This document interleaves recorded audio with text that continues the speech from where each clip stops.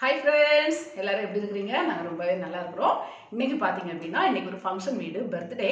எங்க அப்படினா எங்க மாமனார் வீட்டு பக்கத்துல ஒரு சின்ன பிள்ளைக்கு ரெண்டாவது குழந்தை அந்த பிள்ளை குழந்தை. இப்பலாம் பாத்தீங்க அப்படினா ஃபர்ஸ்ட் குழந்தை, செகண்ட் குழந்தை அந்த மாதிரி பார்க்கதே கிடையாது. எல்லாருமே பர்த்டே வச்சிட்டோம் அப்படினா நாளை ஒரு காலத்துல ஃபர்ஸ்ட் பேபிக்கு உள்ள பர்த்டே ஆல்பம் எடுத்து பார்க்கப்ப இந்த பிள்ளைக்கு வந்து கொஞ்சம் ஒரு மாதிரி இருக்கும். எனக்கு மட்டும் பர்த்டே வைக்கல அப்படின்ட்டு செலிப்ரேட் பண்ணல அந்த மாதிரி தோணும். அதனால அந்த பொண்ணு வந்து எனக்கு ஃபோன் பண்ணி சொன்னா, அக்கா இப்படி ரெண்டாவது பொண்ணுக்கு பர்த்டே. எனக்கு ஆச்சரியம், இவ்வளோ நாளைக்குள்ள ஒரு வயசு ஆயிட்டா அப்படின்னு. அதில் ஆமாம் ஒரு வயசு ஆயிட்டு. ஏன்னா அந்த பிள்ளைய நான் எடுத்துட்டு ஒரு 7 மாசமா இருக்கப்ப நாங்கள் மாமனார் வீட்டுக்கு போப்ப 2-3 நாள் அந்த பிள்ளையை எடுத்து நாங்கள் கொஞ்சிருக்கோம். அந்த கொச்சின்னு எடுத்து அந்த குழந்தைக்கு வந்து இன்னைக்கு பர்த்டே எனக்கு பேர் எனக்கு கரெக்டாக தெரியல. அப்போ நான் அதையும் ஃபோன் பண்ணேன். அப்போ நான் சொன்னேன், சரிதான் நமக்கு ரெண்டாவது பிள்ளைனால நம்ம வந்து கழிக்கணும், பர்த்டேலாம் செலிப்ரேட் பண்ணணும் அப்படின்னு. என்னென்னா எனக்கு மூத்தவளுக்கு நான் இந்த பர்த்டே வந்து செலிப்ரேட் பண்ணலை, செகண்ட் பேபிக்கு வந்து செலிப்ரேட் பண்ணலை, அஸ்வினுக்கு பண்ணோம். அங்கே கேரளாவில் பார்த்தீங்கன்னா எத்தனை பிள்ளையாக இருந்தாலும் அவங்க பண்ணுவாங்க. சிலவங்களுக்கு 4 பிள்ளையா இருக்கும், சிலவங்க 5 இருக்கும். அதுவும் வந்து கேரளாவை இங்கே பொறுத்தளவில் பார்த்தீங்க அப்படின்னா 3வது பேபிக்கே டாக்டர்ஸ் மாதிரிலாம் இந்த சண்டை போடுவாங்கன்னு சொல்லுவாங்க. கவர்மெண்ட் ஆஸ்பத்திரியில் போனால் 3வது பிள்ளை எல்லாம் பிறந்திருக்கு அப்படின்லாம் சொல்லுவாங்க. அப்படின்னு அங்கே அப்படி கிடையாது. 3வது பேபி எனக்கு பையன் இருக்கப்போ எனக்கு ஆப்ரேஷன் தான், 3மே ஆப்ரேஷன் தான். என்ன ஒரு ஹஸ்பண்டுக்கு தெரிஞ்சவங்க அந்த பிள்ளைங்க அவங்க பார்த்தீங்கன்னா அவங்களுக்கு ஆம்பளை பிள்ளையும் இருக்குது, பொம்பளை பிள்ளையும் இருக்குது. அதனால 4வது பிள்ளைக்கு அவங்க ஆப்ரேஷன் தான், ஒன்றுமே சொல்ல மாட்டாங்க அந்த மாதிரி. அதனால நமக்கு எத்தனை பிள்ளையாக இருந்தாலும் ஃபங்க்ஷன் எடுத்துட்டா நல்லது. அப்போ அதனால அஸ்வினுக்கு பர்த்டே எடுத்து அந்த ஆல்பத்தெல்லாம் பார்க்கும்போது இவங்க 2 பேரும் சண்டைக்கு நிற்பாங்க. எங்களுக்கு மட்டும் பர்த்டே எடுக்கலை, எங்களுக்கு மட்டும் பர்த்டே எடுக்கலை அப்படின்னு. அது வந்து என்ன அப்படின்னா எடுக்கணுன்னு தான் இருந்தோம். ஆனால் வந்து ஒரே மாமியார் பிரச்சனைகள்லாம் நமக்கு இருக்கிறதுனால சரி வேண்டப்பா ஆளை விட்டா போதும் அந்த மாதிரி ஆகிப்போச்சு. அதனால இப்போ மூத்தவளுக்கு சடங்கு ஃபங்க்ஷன் பெருசாக எடுத்தோம். அதே போல் அவளுக்கும் எடுக்கணும்னு ஒரு ஆசை உண்டு, கொஞ்சம் லேட்டாகி எடுக்கலாம் அப்படிங்கிறதுக்காக. சரி ஓகே, இன்னைக்கு வந்து நம்ம வந்து அதனால பர்த்டேக்கு போகிறோம். ஆனால் இப்போ எங்கே போகிறோம் அப்படின்னா பர்செல்லாம் கையில் எடுத்தாச்சு. ஒரு சின்ன ஃப்ராக் ஒன்று எடுத்துகிட்டு வரலாம் அப்படிங்கிறதுக்காக கையில் பைசா மட்டும் கொடுத்துட்டாலும் நினச்சேன். அதை விட பர்த்டேக்கெல்லாம் வந்து நம்ம வந்து கிஃப்டாக ஏதாவது கொடுத்தா தான் நல்லாயிருக்கும். அதனால பக்கத்தில் உள்ள இதில் வந்து ஒரு ரெடிமேட் கடை இருக்குது, பக்கத்தில் இருக்கு. நான் பக்கத்தில் போல் கொஞ்சம் இதுலேருந்து ஒரு 2 கிலோமீட்டர் தூரத்தில் இருக்குது. இன்றைக்கி பஸ்ஸில் தான் போகணும்னு நினச்சிருக்கேன். பஸ்ஸில் ட்ராவல் பண்ணி நிறைய நாள் ஆகுது. அதனால போய் ட்ரெஸ்ஸை எடுத்துகிட்டு வரலாம் அப்படிங்கிறதுக்காக பர்ஸை கையில் எடுத்தாச்சு. போயிட்டு வந்து என்ன ட்ரெஸ் எடுத்தேன் அப்படிங்கிறது எல்லாமே நான் உங்களுக்கு காணிக்கிறேன். வந்துட்டு தான் அடுத்த ட்ரெஸ் மாறிட்டு அடுத்த நம்ம போக போகிறோம். சரி ஓகே, இப்போ வந்து நம்ம இதை ஃபினிஷ் பண்ணிக்கிட்டு போயிட்டு வந்து நம்ம பார்க்கலாம். அவங்க கேக்கெல்லாம் வெட்டி இப்போ சாப்பிட்டு போவேன். ரோடு அமைதியாக இருக்குல்ல, அதான் நான் வீடியோ எடுக்கேன். சரி ஒரு பஸ் வந்துட்டுனா எவ்வளோ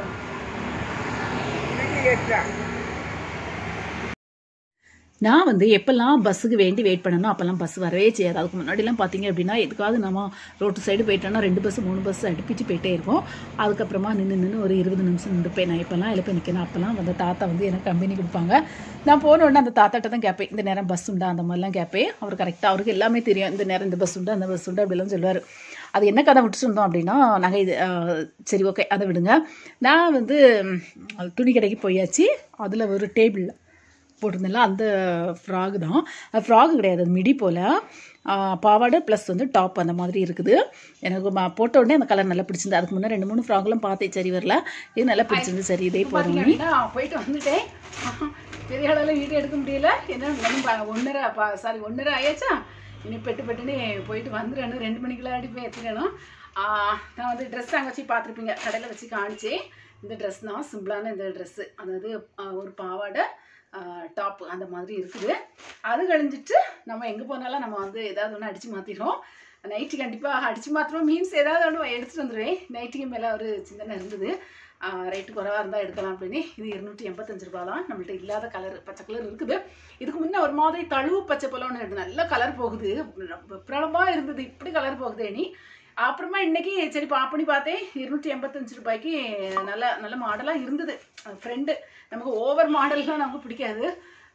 ஃப்ரெண்டு வந்து பைப்பிங் கொடுத்துருந்தாங்க, அது பார்த்தவங்களுக்கு தெரியும். அந்த பைப்பிங் எனக்கு நல்லா பிடிக்கும். அதனால அதில் ஒன்று எடுத்துக்கலாம் அப்படின்னு எடுத்துகிட்டு வந்துட்டு வேறு ஒன்றுமே எடுக்கலை.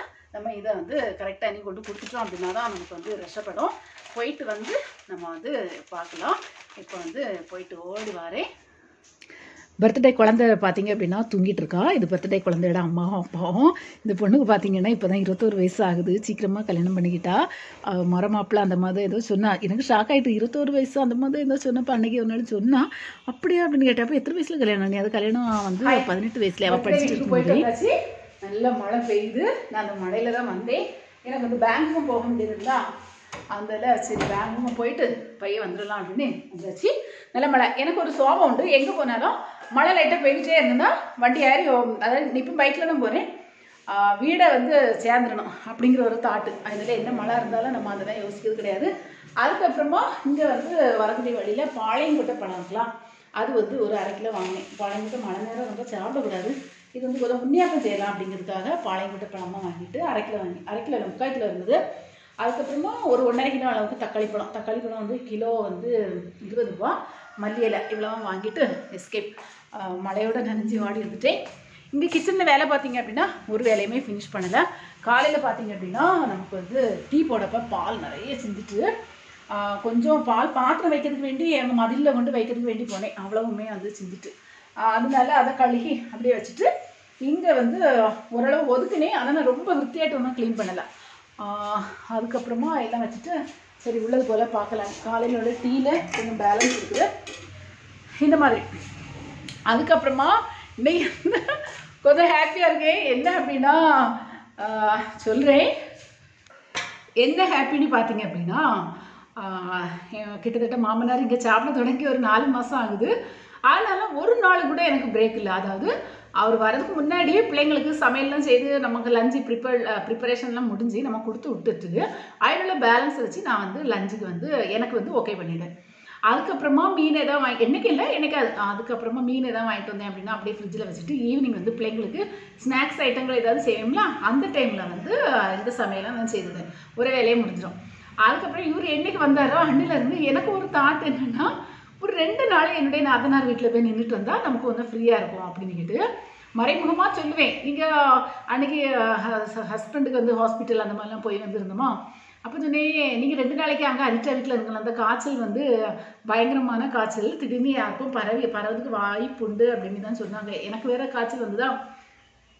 அப்போ வந்து நீங்கள் ஒரு 2 நாளைக்கு அங்கே போய் நின்றுட்டு வாங்கலாம் அப்படின்னு. ஐயோ நான் போகவே இல்லை, நான் இங்கேயே இருந்தேன்.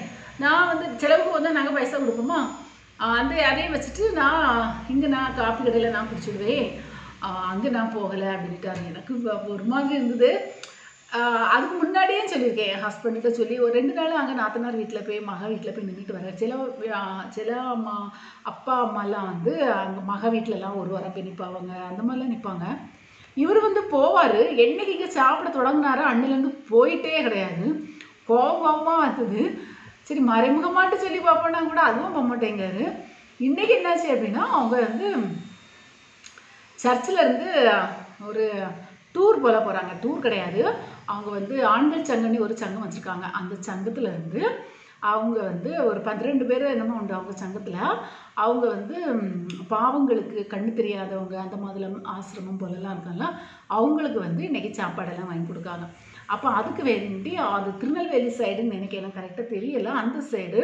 அப்போ அதனால இவங்க போகப்போ குற்றாலம் அந்த மாதிரி ஏதோ ஒரு டூரிஸ்ட் பிளேஸ்க்கும் போயிட்டு தான் வருவாங்க. எனக்கு வந்து அங்கே போன ஒரு அண்ணன் வந்து எனக்கு ஃபோட்டோலாம் அனுப்பி தந்திருக்காங்க. மாமனாரை நாங்கள் பார்க்கணுங்களா, எப்படி இவங்க மாமனாரை பாதுகாப்பாக வச்சுருக்கானே. நான் இவர்கிட்ட காலையில் சொன்னேன் போகணுன்னு அவசியம் இல்லை அப்படின்ட்டு. ஏன்னா அவருக்கு நல்ல அந்த குரூப்லேயே நல்ல ஃபோட்டோ வேணால் அட்டாச் பண்ணுறேன். இந்த குரூப்லேயே பார்த்தோன்னா அவருக்கு தான் நல்ல வயசு. காலையில் பார்த்தீங்க அப்படின்னா நல்ல மழை பெய்துகிட்டே இருந்தது.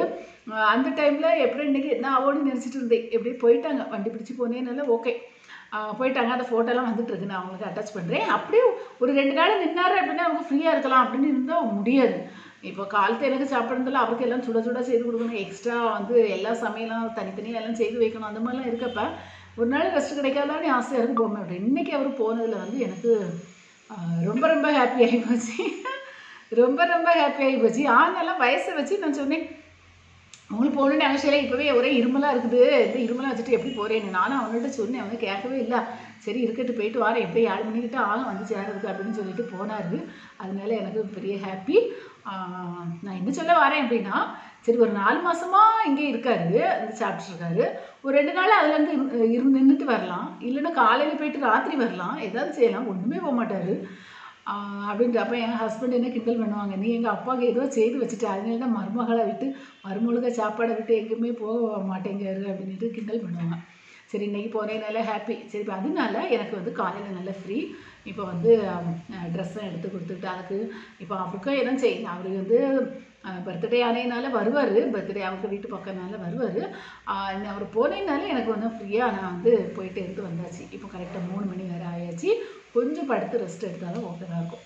சரி ஓகே, இன்றைக்கி இதோட இந்த இது இருக்குது அப்படின்னா ஈவினிங் ஸ்நாக்ஸுக்கு வந்து உண்ணியாப்பத்துக்கு வேண்டி வாங்கி வச்சுருக்கேன். பழைய முட்டைப்பழம் அதில் ஒரு பழம் எடுத்து சாப்பிட்டுக்கிட்டேன். பர்த்டேக்கு நல்லா பிரியாணி, சிக்கன் பிரியாணி நல்லா சாப்பிட்டுக்கிட்டு எடுத்துகிட்டு வந்தாச்சு.